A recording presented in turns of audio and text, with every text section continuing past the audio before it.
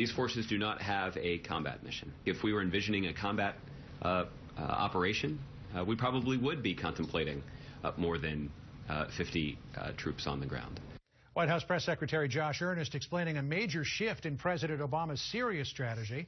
And it's time now for our Sunday group, syndicated columnist George Will, Ron Fournier of the National Journal, Fox News contributor Liz Cheney, and former Democratic Senator Evan Bayh. Liz, why don't you start us off here? The president said 2 years ago, definitively, I'm not going to put American forces on the ground in Syria. 2 years later, there we are. Well, it's no longer news that the president has done something that directly contradicts statements he made previously. It happens on such a regular basis. But the bottom line here is that we've got a militant Islamist terrorist organization has established a caliphate in the heart of the Middle East. It's a clear and direct threat to the United States of America.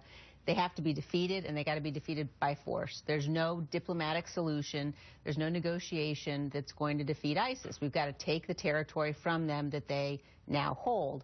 And we have a president who seems either not to know that or not to care. And so he has no plan in place to defeat them. We've got these incremental deployments of forces that include rules of engagement, for example, for our pilots that really preclude them from doing the job that he says that they're out there to do.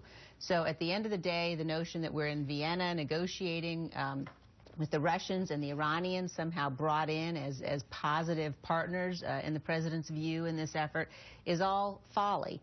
And the president is going to have to answer to history. I'm sure he's now looking towards his legacy in this last part of his administration. And the question for him is going to be, why did you stand by while this threat to America, this grave threat, grew and gathered strength across the Middle East? Senator Bayh, he's been operating off the 2001